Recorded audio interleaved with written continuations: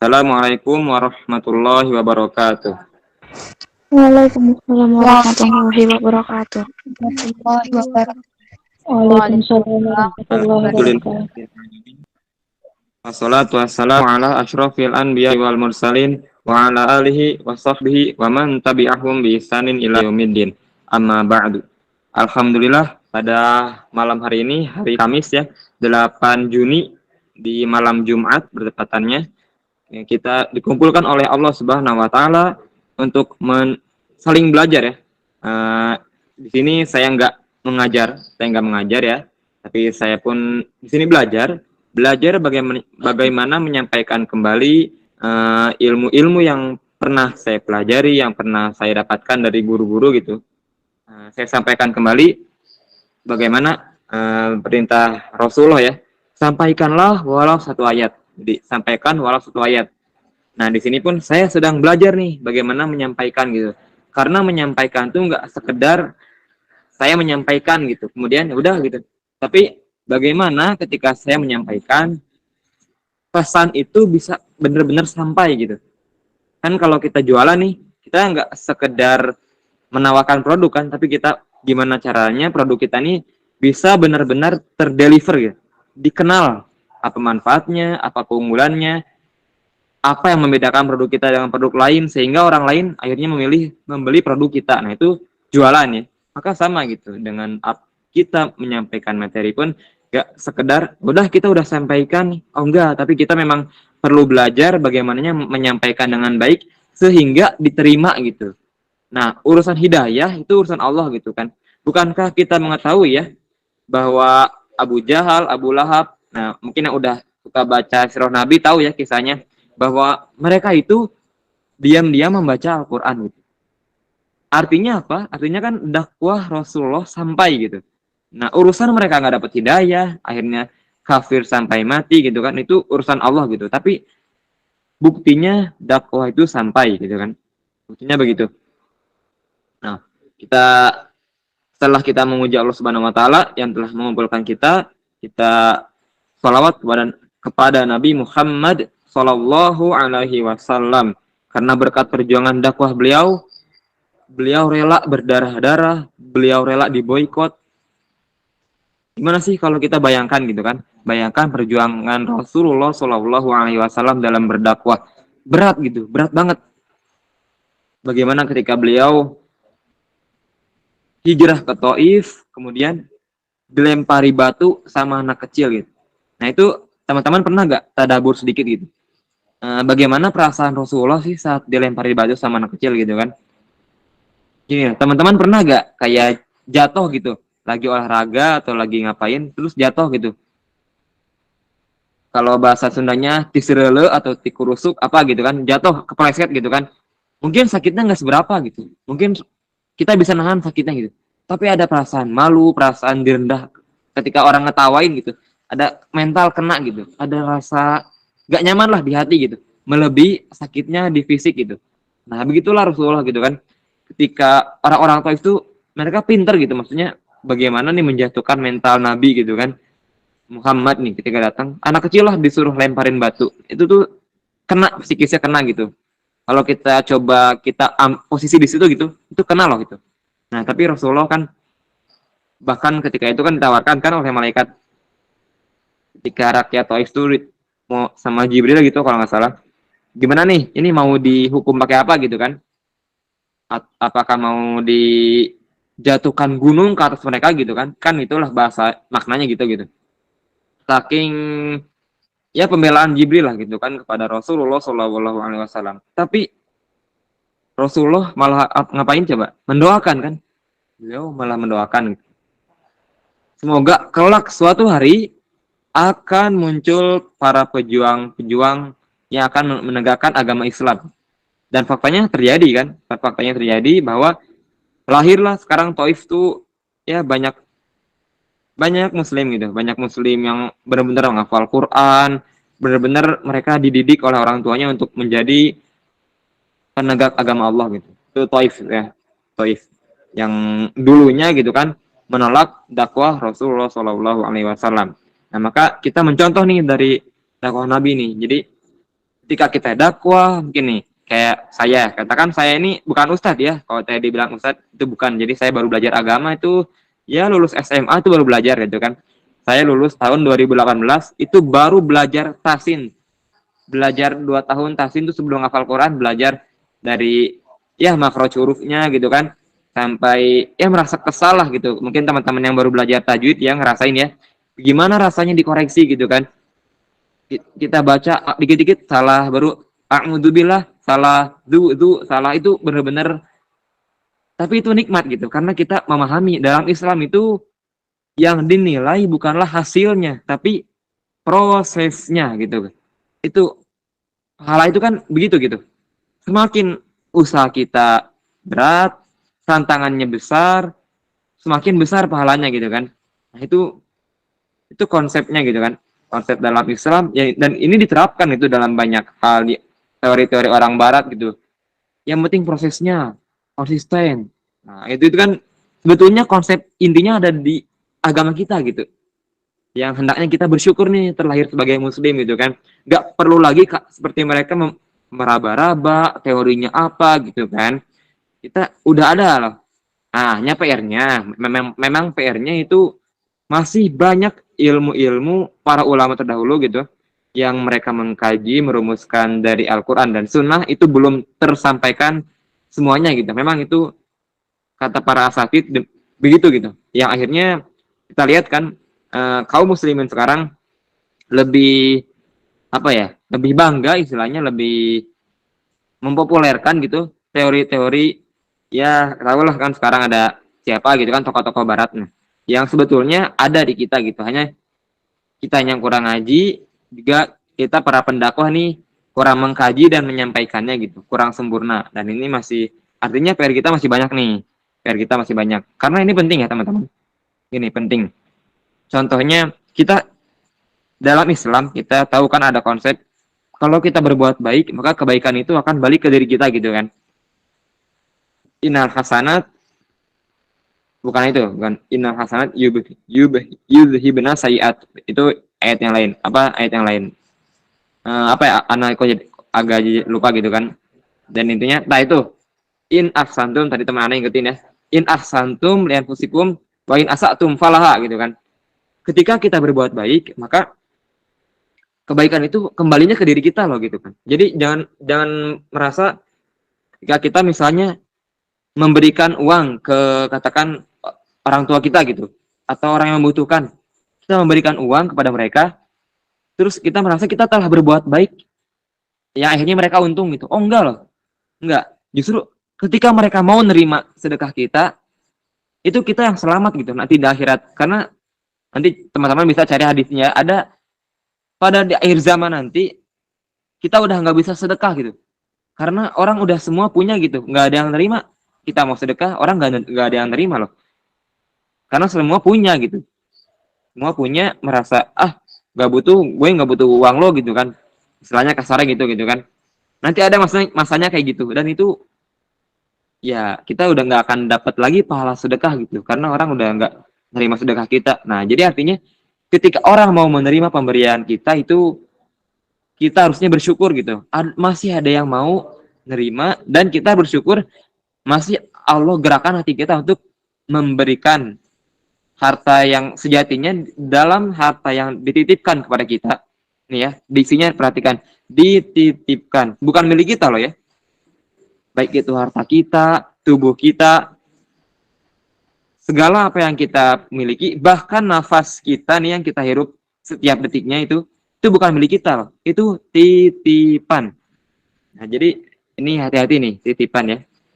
Karena sekarang banyak gimana ya, kalau misalnya kita melihat ya, kalau mungkin saudara-saudara kita yang belum dapat hidayah gitu, mereka katakan nggak nutup aurat nih, terus kita ingetin lah gitu, atau orang tuanya mengingatkan tutup auratnya dong atau gimana lah gitu kan. Terus dia jawab apa,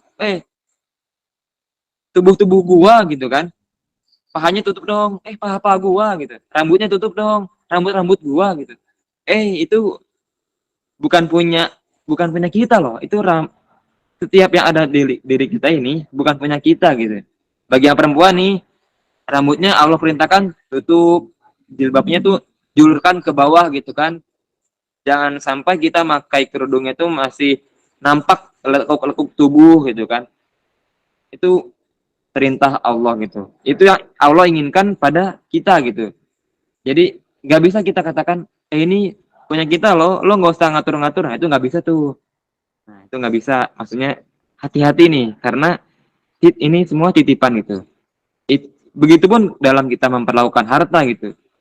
Jangan merasa harta ini, oh gue udah kerja capek-capek gitu, 24 jam, pulang gelap, apa datang perginya gelap, datangnya gelap lagi gitu kan. Terus saya enaknya gitu kan, ada orang minta atau gimana gitu. Oh enggak, itu titipan gitu kan. Jadi ini harus teman-teman catat ya. Oh ya tadi ya, ingat catat. Nanti ini benar-benar ya dicatat ya. Nanti eh, Ana ingin apa materi ini gitu benar-benar ditulis. Nanti kalau bisa di share gitu kan di Instagram apa, terus tag Ana, nanti Ana ada apa namanya di repost gitu agar kajian kita ini bisa ada dampaknya gitu. Kalau ada kebaikannya gitu bisa dicatat. Kalau ada yang buruknya jangan dicatat gitu. Maksudnya jadi koleksi ke Ana, sampaikan ke Ana gitu agar jadi perbaikan bersama. Nanti catat di repost ya, terus nanti tag gitu. Nanti kita repost biar jadi pahala jariah gitu kan. Jadi kita nggak hanya kita doang nih yang dapat ilmu gitu, tapi kita berusaha untuk menyampaikan ilmu dan nanti nulisnya yang jelas ya gitu. Jadi jangan buat repost yang tulisannya nggak kebaca gitu. Karena kan tujuan kita menyampaikan dakwah tadi ya, nggak sekedar kita menyampaikan aja loh, tapi kita harus pastikan orang baca gitu. Nah gitu ya. Apalagi kan kita tahu ya minat baca Indonesia tuh menurut data nanti bisa teman-teman serupa ya, itu tahun 2022 atau 2023 sekarang berapa datanya. Itu kan kecil banget ya minat baca kita gitu kan. Jadi ya kalau potensi dibacanya aja kalau tulisan yang agak kelihatan tuh kurang gitu kan. Tapi ya kita usahakan gitu kan. Apalagi nggak kebaca gitu. Jadi jangan sampai gitu. Ini belum masuk materi ya. Nah itu tadi bagaimana gitu kan Rasulullah, kemudian bagaimana yang ada dalam diri kita ini titipan gitu ya. Oke, kita sekarang langsung masuk materi. Nah, tadi kan temanya yang Ana ketika diminta Ana sampaikan materinya itu judulnya pola hidup ideal seorang muslim. Nah, coba sebelum masuk nih, Ana ingin tahu nih ketika disebutkan judul itu menurut teman-teman apa.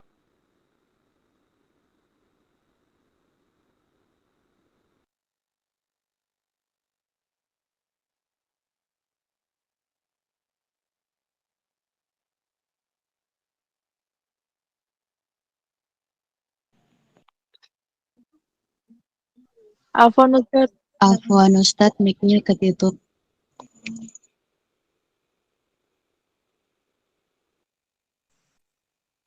Oh, Afan. Udah kedengeran lagi? Nah, Ustadz. Ya, maaf ya. Ini nggak tahu kenapa tadi perasaan nggak mencet gitu kan. Oke, alhamdulillah ya udah kedengaran lagi. Kita langsung ya tadi kan masuk materi. Sebelum saya masuk materi ya, tadi kan judulnya pola hidup ideal seorang muslim. Nah, menurut teman-teman nih sebelum Ana sampaikan apa yang udah Ana susun gitu ya, meskipun mungkin nanti nggak akan 100% sama gitu. Nah, menurut teman-teman apa yang dimaksud pola hidup ideal seorang muslim? Mungkin teman-teman apa Ana boleh tahu nih dari teman-teman, coba sampaikan apa sih menurut teman-teman pola hidup ideal seorang muslim, atau teman-teman boleh menyampaikan, kan teman-teman semua pasti ya punya cita-cita gitu kan, udah merancang hidupnya mau jadi apa gitu, pasti kayak gitu kan, pasti kan, jadi nggak ngawang kan. Insya Allah ini di sini orang-orangnya orang-orang visioner itu pasti punya target hidup. Nah, coba sampaikan seperti apa sih pola hidup ideal seorang muslim itu, mulai mungkin apa terserah, mau mungkin menyampaikan keseharian atau mindset atau apapun. Coba satu orang dua orang lah gitu, biar nanti kita cari benang merahnya, kita sampaikan gitu. Ayo yang mau menyampaikan siapa? Anda tunggu nih.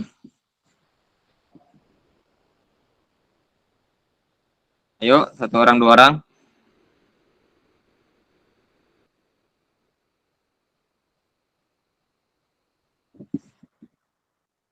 Ayo dong, suara dong, mana nih? Jadi kita biar interaktif gitu, biar interaktif.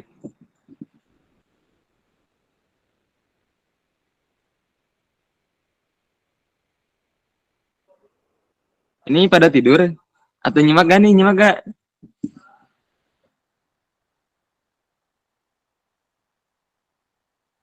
Ini chatnya nggak kelihatan ya? Kan dalam panggilan. Nih ada nulis di chat nih. Istiqomah dalam ibadah menjadi pribadi yang terus lebih baik dari hari kemarin. Nah, coba ada lagi gak? Coba di chat, nggak apa-apa di chat. Istiqomah dalam ibadah menjadi pribadi yang lebih baik. Coba yang lain dong. Di chat, nggak apa-apa di chat. Lebih enak lagi disampaikan, boleh. Ayo yang lain, ayo.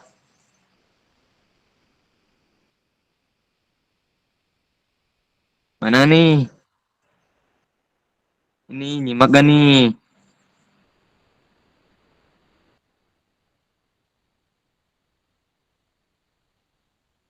Yo, waktu masih panjang nih. Anda tungguin aja ya. Coba nih mana yang lainnya nih.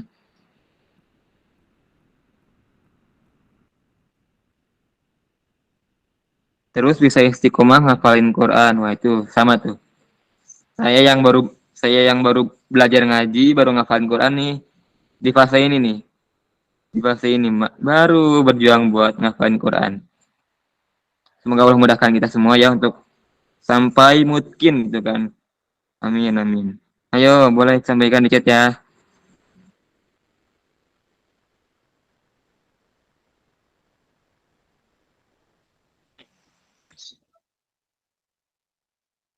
Pola hidup ideal seorang muslim yang beriman itu melaksanakan kewajiban, profesional dalam artian imannya udah nggak goyah, dakwah, menyebarkan kebaikan, oke. Menjadi orang yang baik dan bermanfaat bagi orang lain. Masya Allah ya. Nah, itu poin ya. Poinnya tadi, menjadi bermanfaat bagi orang lain. Nah, ini yang tugas kita gitu kan. Yang nggak dibebankan ke umat agama lain. Umat nabi yang lain gitu kan. Kalau dulu kan Rasulullah, nabi-nabi sebelum Rasulullah, Nabi Isa, Nabi Nuh, ya mereka hanya nabinya aja yang berdakwah gitu. Sedangkan kita umat Nabi Muhammad Shallallahu Alaihi Wasallam dibebankan agar menyampaikan dakwah ini, menyampaikan Islam, melanjutkan estafet yang sudah di fondasinya nih udah dibangun oleh Rasulullah, para sahabat, para tabi'in, tabi'ut tabi'in. Kemudian kita melanjutkan lagi. Itu kan perintahnya gitu kan. Sampaikan walau satu ayat. Banyak perintah-perintah untuk kita mendakwahkan Islam ini. Sebagaimana kita tahu ya, pahala menyampaikan ilmu itu kan barang siapa yang menunjukkan kepada satu kebaikan, kemudian orang lain mengikutinya gitu kan, orang lain terinspirasi, maka pahala mereka kita dapat tanpa mengurangi pahala mereka gitu. Jadi kalau uang nih, kita dikasih uang sama mereka, tapi uang mereka nggak ngurang gitu kan, kita dapat, mereka dapat, kita untung dua-duanya gitu. Nah kayak gitu tuh pahalanya tuh nanti jadi berlipat ganda gitu kan. Bagaimana kita tahu ya, yang imannya pahalanya paling besar di muka bumi ini setelah Rasulullah gitu kan, maksudnya manusia terbaik adalah Abu Bakar gitu. Nah, kenapa disebutkan demikian? Karena dari Abu Bakar lah para yang 10 di antaranya itu di 10 orang yang masuk surga gitu kan. 10 sahabat, ada Utsman bin Affan, siapa lagi gitu kan. Itu masuk Islamnya karena Abu Bakar. Jadi bayangin nih, ketika mereka Utsman bin Affan sedekah tuh, kita tahu ya rekening yang atas nama Utsman bin Affan tuh sampai dari dulu gitu kan, dari 14 abad yang lalu sampai hari ini masih ada gitu. Itu berapa tuh pahala yang didapatkan Utsman. Nah, itu pun pahalanya ngalir ke Abu Bakar. Ngalir juga karena masuk Islamnya Utsman itu wasilah Abu Bakar. Itu bayangin teman-teman. Jadi itu yang harusnya membuat kita semangat untuk terus belajar dan terus mendakwahkannya gitu kan. Nah, kita mulai materi ini dari hadis yang menjelaskan bahwa yang akan kita bawa mati itu ada 3. Teman-teman ini udah masyhur ya, yaitu ilmu yang bermanfaat, sedekah jariah, dan anak soleh. Hanya 3 ini. Doa anak yang soleh. Hanya 3 ini, nggak ada yang lain. Nah, kadang dalam memaknainya kita mungkin belum 100% menjiwai gitu kan. Bagaimana 3 bekal ini kita maksimalkan gitu kan. Nah, yang pertama ilmu yang bermanfaat. Nah, ilmu yang bermanfaat ini apa sih? Nah, para ulama menjelaskan yaitu ilmu syar'i ya. Yang kedua ilmu hal. Ilmu hal itu ilmu yang pertama kita kuasai, kita bakat di sana dan bermanfaat bagi orang lain. Bermanfaat bagi umat gitu kan. Nah, ilmu syar'i ini maksudnya gimana? Jadi kita tahu ya bahwa Allah menurunkan segenap kita ini di muka bumi dengan seperangkat aturan, itu dalam Al-Quran dan Sunnah yang dicontohkan oleh Rasulullah. Dan itu semua tujuannya untuk kebaikan kita dan untuk berlangsungnya kehidupan di bumi ini dengan sedemikian rupa yang udah teratur baik itu. Yang dalam artian kalau kita melanggar aturan Allah ini, maka kehidupan ini jadinya nggak sebagaimana yang Allah inginkan gitu. Jadi nggak keluar rel lah, kalau kereta itu keluar rel gitu kan. Kalau kita melanggar itu, yang akhirnya ekosistem di bumi ini jadinya rusak gitu. Ya contoh kalau teman-teman udah belajar ekosistem gitu ya, kayak yang rantai makanan misalnya. Ketika misalnya ada tikus dan kucing, terus kucingnya berkurang, misalnya diburu kucingnya gitu kan, atau diapain kucingnya jadi nggak ngeburu tikus lagi, maka nanti populasi tikus akan besar, akhirnya merusak ekosistem gitu kan. Nah, jadi semuanya Allah di bumi ini ada yang mengatur ya. Ada yang mengatur, yaitu Allah Subhanahu wa taala dengan seperangkat aturannya khususnya bagi manusia ini kan. Terus yang di alam ya Allah atur gitu kan. Itu untuk harmoninya kehidupan kita di muka bumi gitu. Nah, kemudian ilmu yang bermanfaat ini gunanya kita tahu mana yang harus kita lakukan, mana yang jangan kita lakukan gitu kan. Sebagaimana doa kita setiap subuh kan, Allahumma inni as'aluka ilman nafi'an wa rizqan thayyiban wa amalan mutaqabbala. Nah, kenapa tuh urutannya tuh ilmu dulu, baru rizki, setelahnya kemudian amal yang diterima gitu. Karena kalau kita makanan yang enggak halal, rezekinya enggak halal, apa yang kita pakai enggak halal, maka makanan kita, rezeki kita itu ya enggak ini gitu, enggak bisa masuk gitu, karena kan haram, setan gitu kan. Jadi, dan itu taunya dari mana? Dari ilmu gitu. Kita tahu akad-akad bisnis yang halal apa, yang nggak boleh apa, nggak boleh riba, nggak boleh goror, nggak boleh apa lagi gitu kan. Nah, ketika kita tahu hal itu, maka kita bisa terhindar dari yang haram. Akhirnya kita mengkonsumsi yang halal. Setelah kita mengkonsumsi yang halal, doa kita dikabul, ibadah kita diterima. Nah, kalau kita nggak belajar, ya semuanya rusak gitu kan. Kita nggak tahu, pokoknya untung hajar gitu kan. Yang penting untung gitu. Nah, kan itu bahaya ya, bahaya. Kalau orang kafir sih ya nggak ini, karena mereka kan ada istidraj ya. Pokoknya ya dikasih aja gitu kan. Nah, kita orang beriman beda. Kita ada ujian, diuji imannya, ada, jadi Allah itu kan menguji kita agar kita kembali gitu kan. Ketika kita berbuat dosa, kita riba nih, udah untung besar, terus akhirnya Allah ingetin tuh, masih itu artinya Allah baik sama kita gitu kan. Daripada kita dikasih istidraj ya, nanti di akhirat ngeri itu, ngeri. Nah, kita diingetin, ditegur misalnya karena musibah, itu Allah ingin kita balik ke Allah gitu kan. Itu ada, kita punya konsep gitu. Nah, itu harus kita catat nih. Jadi kalau kita ada musibah, katakan ada kehilangan sesuatu, kehilangan barang atau apapun gitu kan, itu langsung evaluasi nih. Oh, jangan-jangan ini ujian dari Allah, bukti tegurannya, kita evaluasi nih apa yang selama ini salah gitu kan. Itu ilmu bermanfaat. Gunanya kayak gitu ya. Nah, kemudian lanjut ke harta yang sedekah yang jariah gitu kan. Nah, sedekah yang jariah ini banyak mungkin ya, banyak yang kita mungkin belum belajar ya. Anak pun baru tahu konsep kayak gini. Jadi dalam sedekah itu ada konsepnya ternyata. Jadi nggak semua, oh kita sedekah sedekah, tapi ada ilmunya loh ternyata. Beda nilai sedekah kita dengan kita banyak sedekah ke orang miskin, dengan kita sedekah ke proyek-proyek umat, itu beda loh, ternyata beda. Misalnya kita sedekah, udah kita mungkin nemu orang di pinggir jalan, kita sedekah sejuta, sejuta, sejuta, sejuta, sejuta gitu kan. Nah kan dengan kita misalnya punya 10 juta nih, terus kita ketemu 10 orang, 10 anak jalanan, ya udah kita kasih uangnya ke mereka satu-satu.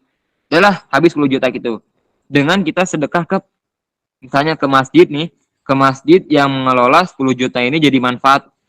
10 juta ini bisa jadi misalnya jadi ATM beras, 10 juta ini bisa jadi pendidikan gratis, 10 juta ini bisa jadi kesehatan gratis. Nah, kita sedekah ke sana gitu. Itu nilainya beda pahalanya. Lebih gede yang mana? Tentu lebih gede ke masjid yang tadi bisa mengelola gitu. Daripada kita kasih ke orang miskin nih sejuta nih. Meskipun sama-sama baik mungkin dia juga butuh gitu. Tapi enggak loh ternyata segala yang tersistem yang nantinya manfaatnya jadi lebih luas itu pahalanya lebih banyak. Nah, ini nanti teman-teman bisa ya konsultasi masalah sedekah, coba nanti ke lembaga zakat apa ini bisa gitu kan. Jadi misalnya nih kita punya 500 juta. Kita ngebangun masjid di komplek yang udah ada masjidnya udah banyak nih. Misalnya kita bangun di satu kota udah ada masjidnya udah banyak nih masjidnya. Nah, udah kita bangun. Yang kita pikirin cuma bangun masjid aja gitu kan. Tanpa memperhatikan bagaimana nanti memakmurkannya gitu. Pokoknya bangun masjid aja. Dengan misalnya kita punya 500 juta terus kita mikir ini apa yang nggak ada ya? Oh, di komplek ini nggak ada sekolah Islam atau nggak ada sekolah yang mungkin ada sekolah Islam misalnya, tapi itu kurang gitu misalnya. Nah, kita punya konsep sekolah yang bagaimana meningkatkan karakter gitu kan. Pendidikan karakternya bagus, imannya kuat, akidahnya kokoh. Nah, kita buat aja sekolah kayak gini nih. Nah, kita buatlah sekolah itu. Yang akhirnya jadi manfaatnya luas. Nah, mungkin yang kita bangun mungkin bukan masjid mungkin karena udah ada misalnya. Nah, itu bisa pahalanya bisa lebih banyak loh gitu kan.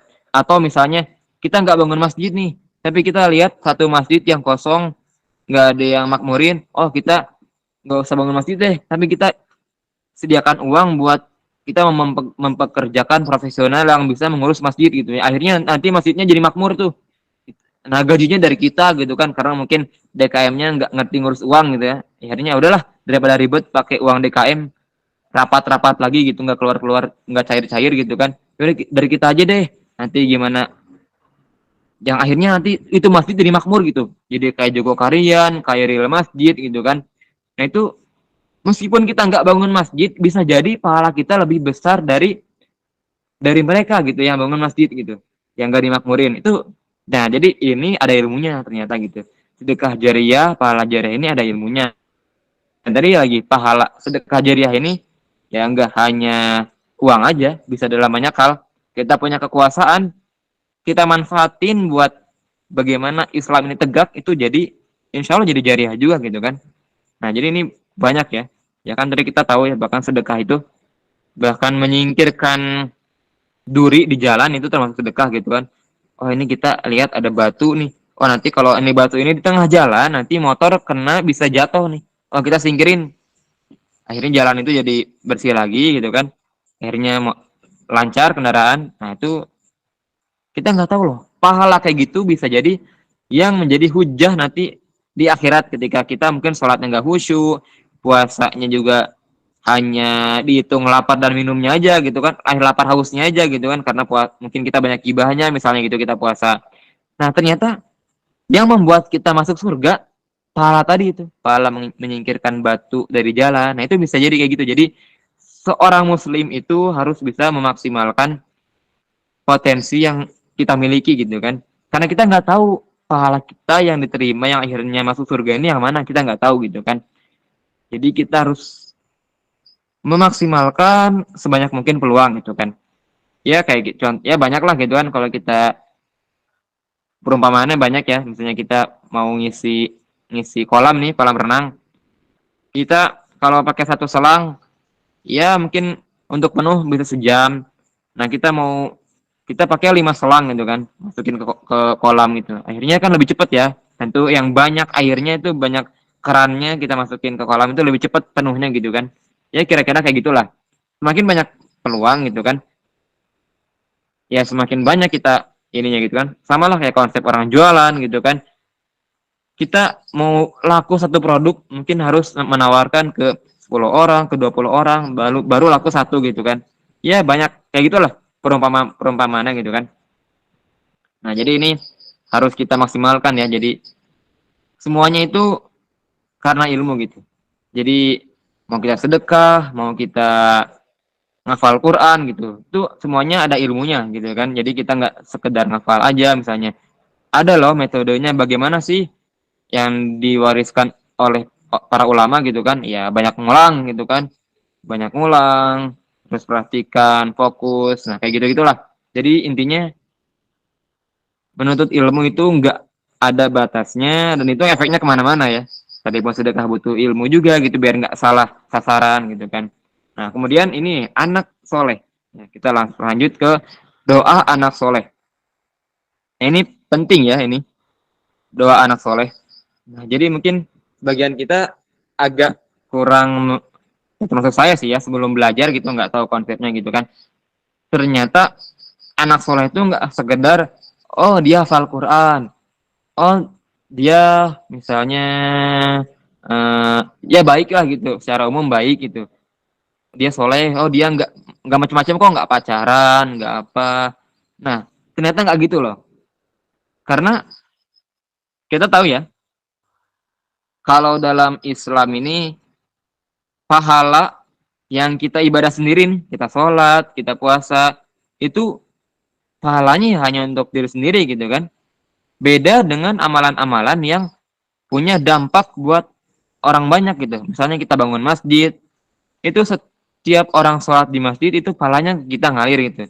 Atau kita apa namanya buat sumur bor nih di kampung yang terpencil, itu setiap orang yang menerima air yang kita buat itu ngalir pahalanya ke kita gitu.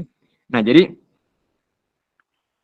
semakin punya dampak itu pahalanya banyak gitu. Nah harus kita pahami bahwa anak soleh ini ya mereka yang bisa menjadi apa pemuda perubahan gitu.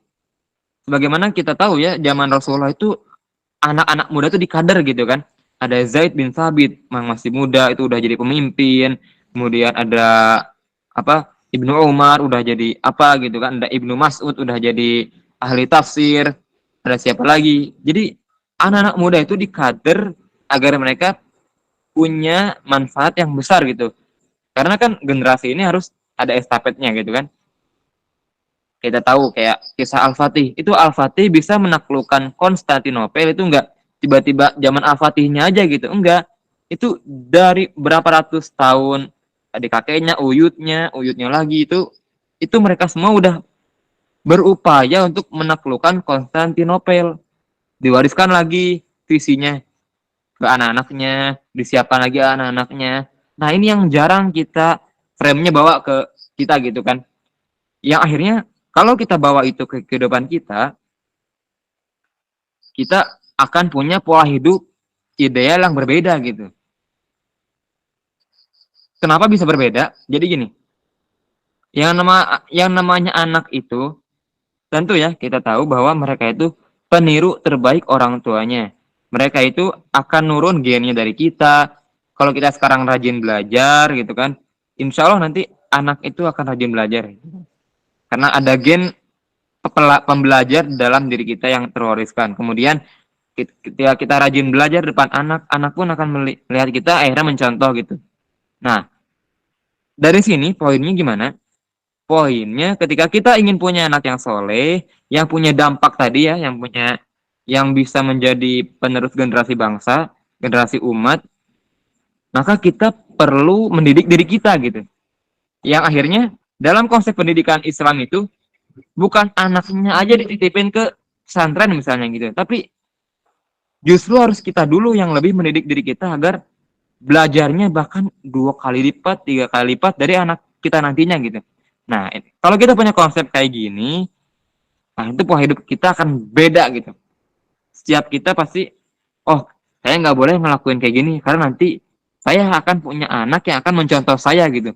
Saya harus berubah, saya harus berubah. Nanti gitu tuh. Pasti nanti kita misalnya sekarang misalnya makannya masih sembarangan nih, nggak pernah peduli dengan makanan yang sehat, yang nggak sehat. Nanti ketika kita punya konsep kayak gini bahwa kita ini akan mewariskan keturunan, maka kita akan perhatikan bener makannya gimana, pola tidurnya gimana, agar anaknya nggak, misalnya kita punya diabetes nih, gimana caranya biar diabetes ini nggak nurun ke anak. Nah itu kita bakal pikirin tuh. Nah itu kan bakal merubah ya. Kita bakal rubah pola makan, kita bakal rubah pola tidur.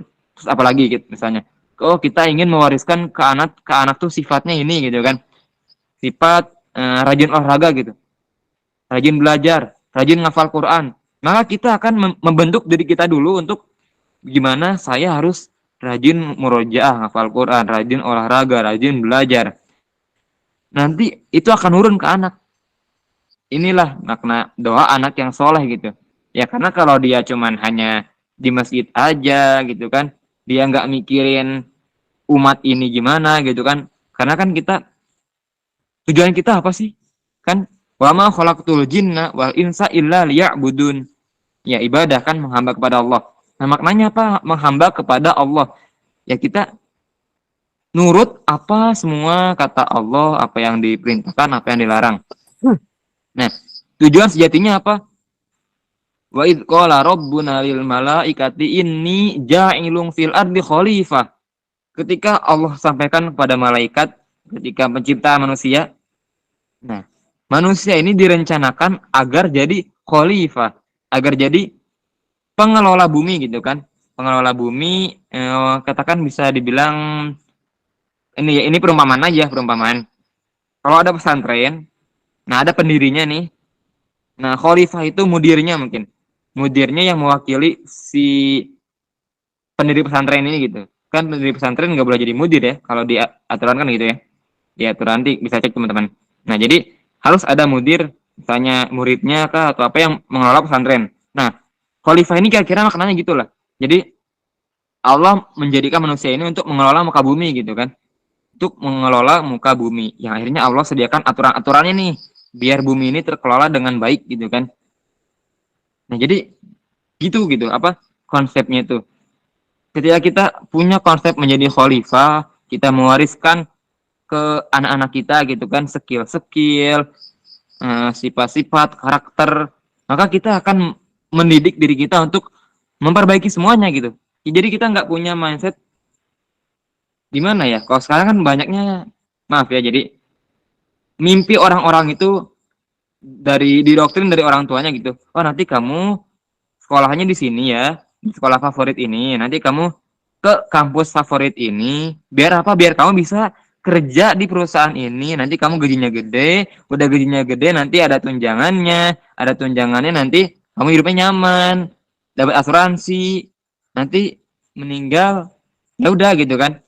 Kayak gitu aja gitu. Jadi gak ada dampak-dampak yang bisa diwariskan gitu ke generasi berikutnya gitu kan. Bagaimana Al-Fatih tadi kan, Al-Fatih ini dididik untuk menaklukkan, membebaskan Konstantinopel. Nah itu bekalnya banyak tuh. Al-Fatih itu bahasa yang dikuasai 7 atau lebih gitu. Tuh bahasa asingnya banyak gitu. Jadi kalau kita misalnya Indonesia, Arab, Inggris, Jepang, Korea. Nah Al-Fatih itu punya kapasitas kayak gitu gitu. Terus dia punya kemampuan bela diri yang kuat, hafal Qurannya mungkin, tafsir, paham, ilmu-ilmu terapan, matematika, IPA-nya kuat. Itu Al-Fatih itu sampai segitu gitu. Yang akhirnya puncaknya bisa menaklukkan Konstantinopel gitu. Nah, ketika kita punya mindset kayak gitu, mewariskan ke generasi berikutnya, mewariskan estafet perjuangan umat ini, maka kita akan merubah semua yang kita mindset kita akan berubah gitu. Yang tadinya kayak gitu ya, yang tadinya yang maaf ya, itu kata Allah kata hewan, kayak hewan gitu kan. Kalau hidupnya hanya untuk makan, hanya untuk bahagia dalam tanda kutip, senang-senang gitu kan. Itu kata Allah apa? Kal an'am balhum adol, bahkan lebih hina gitu dari hewan gitu kan. Karena kan kita punya akal ya. Kita punya akal, Allah kasih syariat untuk belajar apa sih tujuan seorang muslim gitu kan, terus kita nggak ngamalin gitu, ya kita kayak lebih rendah dari hewan bahkan, karena hewan nggak punya akal ya, nggak dihisap, sedangkan kita ada hisap gitu kan, kita ada hisap di akhirat gitu. Apalagi kita udah diciptakan sama Allah sempurna kan, tangan lengkap, mata lengkap, mulut bisa bicara, hidung lengkap. Nah itu kalau kita nggak punya kontribusi untuk makmurnya bumi ini, untuk tegaknya Islam, maka itu pertanggungjawabannya berat loh.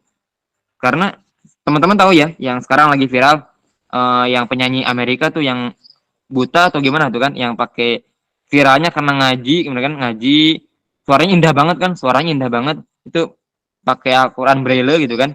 Nah itu bayangin teman-teman, itu dalam keadaan, maaf, Allah ciptakan cacat gitu, Allah ciptakan dengan satu kekurangan, tapi beliau bisa membuat dampak gitu untuk umat Islam, untuk tegaknya Islam, untuk bumi ini gitu kan, untuk manusia-manusia yang ada di bumi ini gitu kan. Nah itu Allah ciptakan dengan kekurangan itu. Nah bagaimana dengan kita yang diciptakan dengan sempurna gitu kan? Itu hisapnya bakal beda loh. Itu hisap di akhirat nanti bakal beda gitu kan. Ya sama kalau kita ngasih uang gitu kan, ke yang satu misalnya 50.000, ke yang satu 10.000. Nanti kan laporan keuangannya beda gitu. Ini 50.000 buat apa aja? Ini 10.000 buat apa aja? Ini kok habisnya kemana sisanya gitu kan? Kayak gitulah.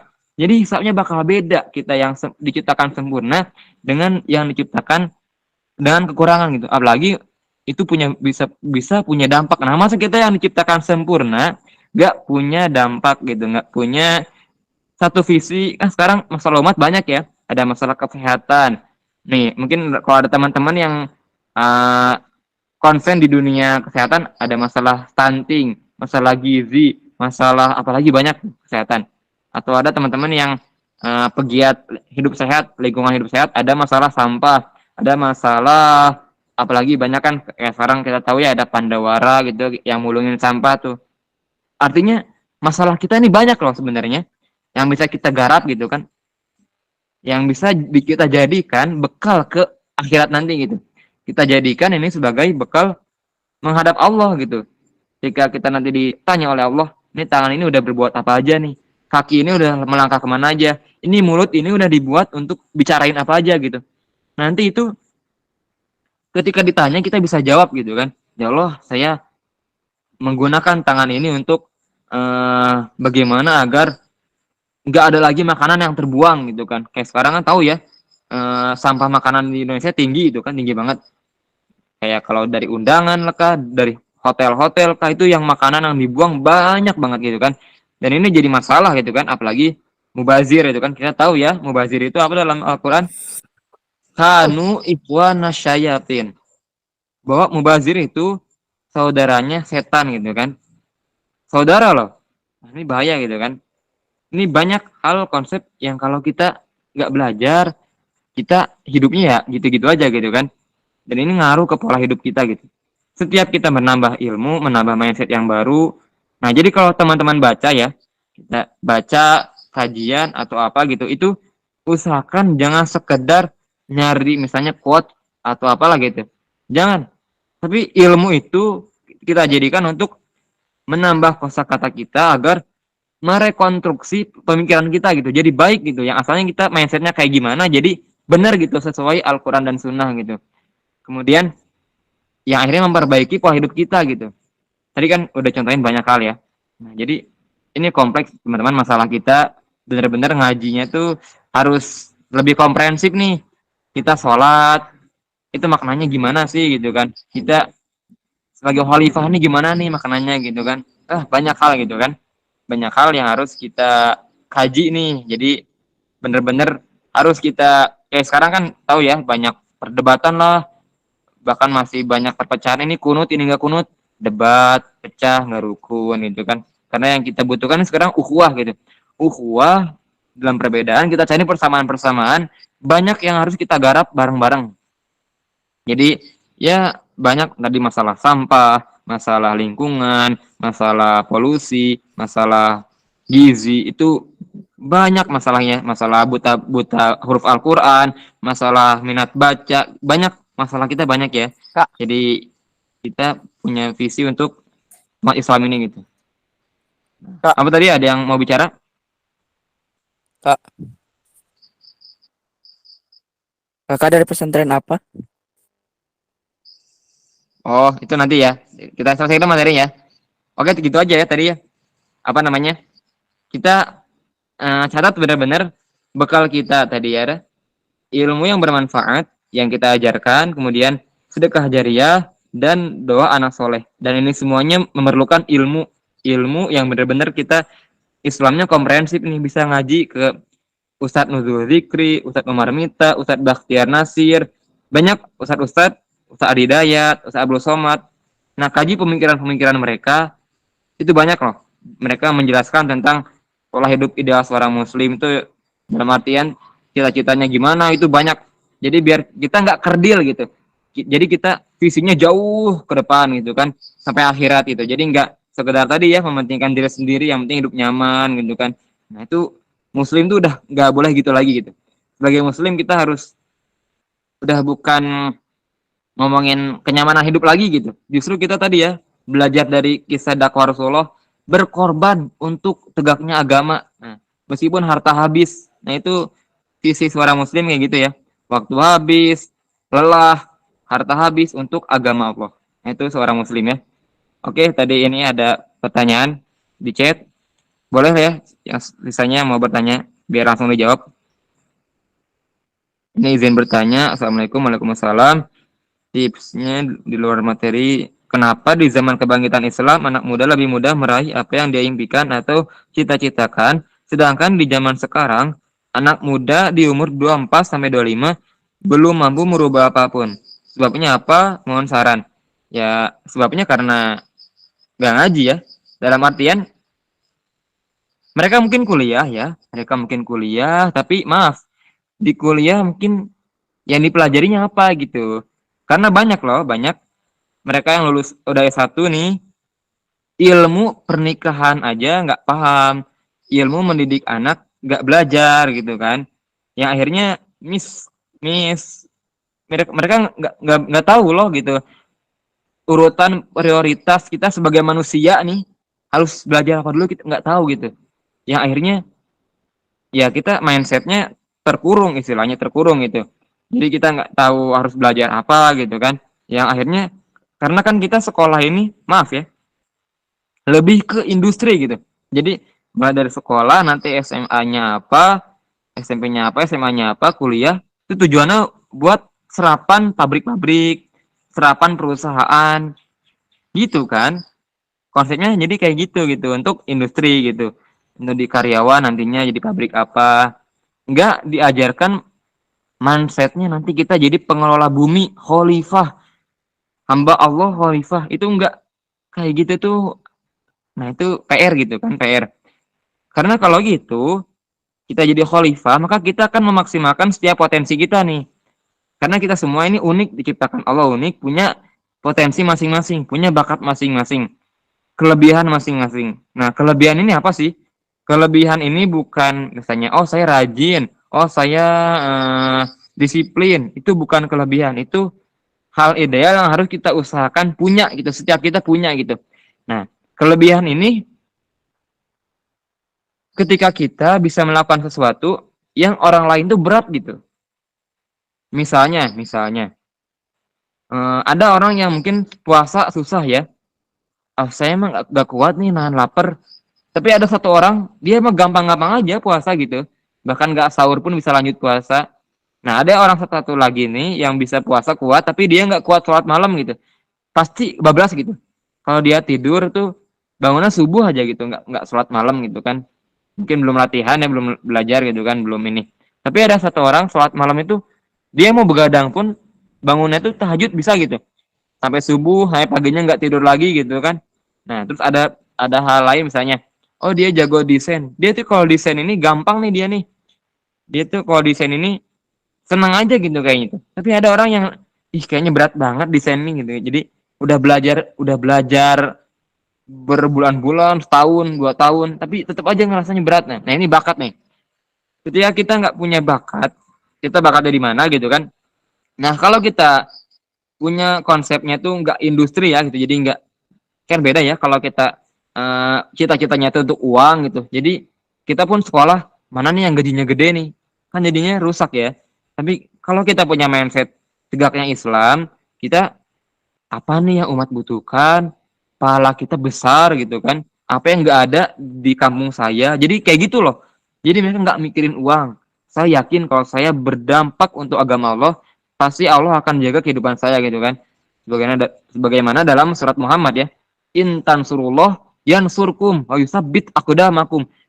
Kalau kita menolong agama Allah, maka Allah yang akan menolong kita dan menguatkan kaki kita di muka bumi gitu.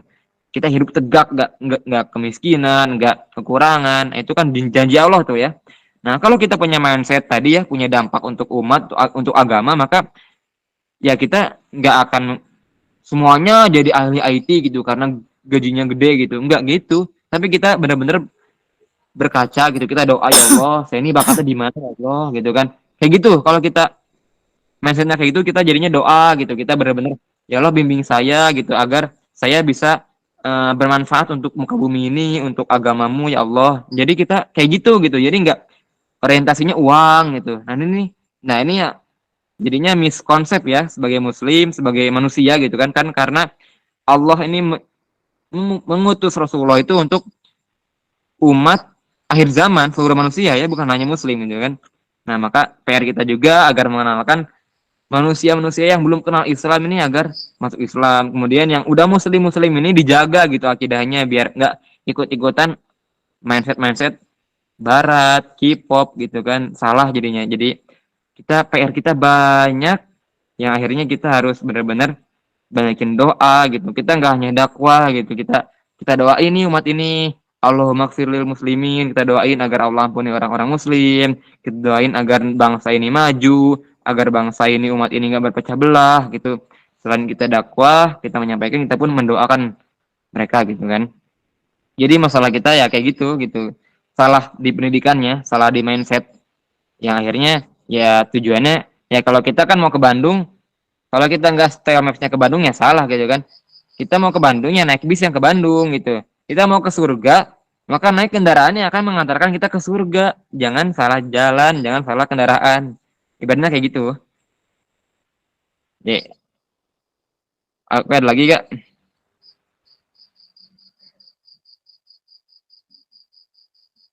Kalau ada lagi boleh ya. Izin ambil alih, Ustaz. Sebelumnya moderator utama sedang ada kendala. Oh iya. Tabarakallah atas jawabannya. Afan, sebelumnya kami di sini dibatasi karena waktu ya. Mungkin iya. ada, boleh diizinin satu pertanyaan lagi bagi teman-teman yang mau bertanya, kami persilakan on mic satu orang perwakilan lagi ya. Ya, kalaupun nggak ada nanti bisa dilanjut ya, boleh dilanjut nanti di DM gitu. Kita diskusi lagi, kita pertajam lagi pemahaman kita sebagai seorang muslim ya. Karena kalau kata Ustaz Elfandi ini, kita nggak bisa soleh sendirian. Karena umat ini harus soleh satu generasi gitu. Jadi kita harus bareng-bareng nih. Kita harus bareng-bareng saling belajar, bertukar pikiran, punya proyek umat bareng gitu. Jadi kita nggak bisa sendiri-sendiri nih. Kita harus benar-benar kerjasama. Kayak gitu sih. Jadi kalau mau ada yang diskusi apa, di DM aja gitu. Di IG-nya Muhammad Nafar R24. Oke, bisa di ini ya. Dan itu ya kalau ada catatan nanti bisa dibikin tuh di story, nanti di repost gitu kan. Biar kita ada pahala jariah gitu. Dikit-dikit lah gitu kan. Nah, Mas, Kayaknya nggak ada nih. baik, kalau tidak ada pertanyaan lagi, Kayaknya untuk udah pada acara paham ya. selanjutnya adalah itu Gimana nih closing Kak Sabrina? statement. Ya, acara selanjutnya closing statement, Ustaz. Bagi untuk memberikan nasihat atau pesan kepada kami. Dipersilakan, tafadhol Masturah. Oke, pesannya untuk saya pribadi dan untuk teman-teman semua gitu kan, bahwa kita diciptakan Allah ini di dunia ini hanya sementara ya. Kita hanya sementara dan tujuan kita adalah surga gitu. Maka kita usahakan sebisa kita, semaksimal yang kita bisa, bagaimana kita harus mencapai surga gitu kan. Dan tadi ya, bekalnya ada 3 ya. Ilmu bermanfaat, sedekah jariyah dan doa anak soleh. Nah, kita sebagai pribadi yang nanti akan memiliki keturunan, maka kita harus menyiapkan diri kita apa yang akan kita wariskan ke keturunan kita gitu. Kita harus pelajari ilmunya. Kita harus siapkan diri kita gitu. Jadi jangan sampai kita punya mindset lagi nih seperti ya udah nanti anak kita sekolahkan aja, dah dititipin aja kita mah kemana kerja atau apa gitu kan. Enggak ya. Karena pendidik terbaik itu adalah orang tuanya sendiri gitu. Mereka tuh lebih lama dengan orang tuanya, mereka akan lebih melihat orang tuanya dibanding orang lain gitu. Nah, jadi untuk membentuk pola hidup ideal, maka ya kita lihat diri kita nih. Sekarang kita kesenangannya sehari-hari apa? Lebih banyak dihabiskan untuk ilmu atau untuk hal yang sia-sia? Makanan kita gimana nih? Apakah kita makan sembarangan atau makannya udah mulai belajar hidup sehat gitu kan? Karena kesehatan ini salah satu maqasid syariah. Dari 5 tujuan syariat Islam, kesehatan ini jadi satu di antara 5 itu. Artinya kan penting banget ya kesehatan itu kan. Bagaimana yang Allah firmankan dalam surat Al-Baqarah 168 ya, nanti bisa teman-teman lihat. A'udzubillahi minasyaitonirrajim. Ya ayuhan nas kulu mimma fil ardi halalan thayyiban. Itu perintahnya untuk seluruh manusia, makan yang halal dan thayyib. Terus lanjutannya apa? Wala tattabi'u khutuwati syaiton. Jangan ikuti langkah-langkah setan. Nih, soal makanan Allah kaitkan dengan jangan ikuti langkah-langkah setan. Innahu lakum aduwwum mubin. Maka setan itu sebenarnya musuh gitu. Jadi karena kita tahu ya, setan itu mengalir dalam darah dan darah ini dari makanan kita gitu kan. Nah, halal itu hanya satu bagian dari satu bagian. Kalau ada uang, 2 mata uang nih, halal itu satunya gitu, mata uangnya. Nah, gambarnya nih thoibnya gitu yang sehat. Karena kan tujuan makan kita tahu ya dalam hadis untuk menegakkan agar kita bisa ibadah gitu. Ya intinya kan harus bikin sehat ya. Artinya kalau ada makanan yang nggak bikin kita sehat, hanya enak di mulut, yang akhirnya kita sakit itu karena makan itu, nah itu keluar dari tujuan makan gitu kan. Nah itu harus kita pahami ya. Nah maka itu dari makan. Terus itu dari keseharian yang lain. Kita senang belajar enggak? Kita kalau diskusi sehari-hari ngomonginnya apa? Ngomongin ilmu atau ngomongin apa? Nah itu dari pola-pola hidup kayak gitu, itu bisa jadi berubah. Kita 24 jam itu akan berubah gitu kalau kita punya mindset yang benar gitu. Tadi ya, untuk mewariskan kebaikan-kebaikan untuk generasi berikutnya. Yaitu ya, untuk bekal kita yang ketiga, yaitu anak yang soleh gitu kan. Agar solehnya itu bukan soleh buat diri sendiri gitu kan. Agar anak kita nanti, keturunan kita solehnya untuk umat, untuk agama ini gitu kan. Itulah pahala jariah yang sesungguhnya gitu kan. Itu sih jadi nasihat buat saya juga gitu kan, agar saya terus memperbaiki diri gitu kan, karena nanti ya akan mewariskan gitu kan. Ya gitu. Oke, ada lagi Kak Sabrina. Mohon maaf kalau ada kesalahan. Aja sih. Baik, Ustaz. Masya Allah, pesan yang sangat mengena ya untuk kita semua dan bagi para teman-teman semua untuk diamalkan pada kehidupan sehari-hari. Acara selanjutnya itu adalah doa. Saya persilahkan kembali kepada Ustaz untuk memimpin doa. Tafadhol, Ustaz.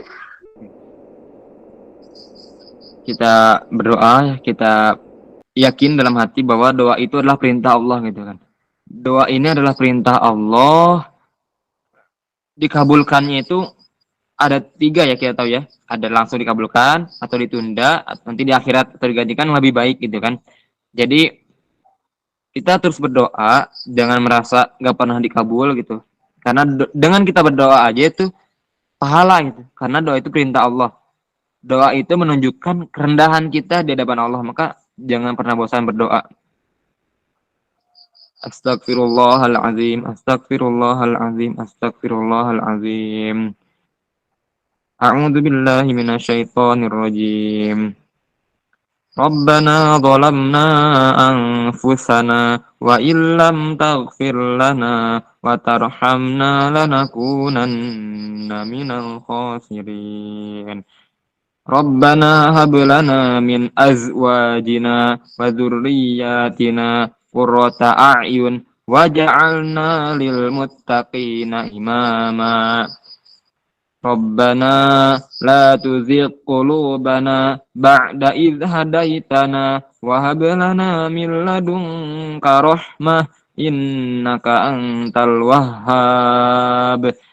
Rabbana ighfir li wa liwalidayya walil mu'minina yawma yaqumul hisab. Ya Allah, jangan Engkau jadikan kami, ya Allah, setelah Engkau memberikan kami hidayah, jangan Engkau sesatkan kami, ya Allah. Istiqomahkan kami dalam kebaikan, ya Allah. Istiqomahkan kami dalam ketaatan, ya Allah. Ya Allah, karuniakan kepada kami pasangan-pasangan yang soleh, yang taat, yang menjadikan kami pemimpin-pemimpin yang bertakwa di muka bumi ini, ya Allah. Ya Allah, karuniakan kepada kami rezeki yang halal, yang thayyib. Cukupkan kami dengan yang halal. Jangan Engkau biarkan kami mengambil rezeki yang haram, ya Allah. Ya Allah, jadikanlah tujuan hidup kami, jadikanlah keinginan hidup kami adalah akhirat, ya Allah. Jangan Engkau sesatkan kami, jangan Engkau jadikan kami tertipu oleh tipuan dunia, ya Allah. Ya Allah, bimbing kami, ya Allah, bimbing kami, ya Allah.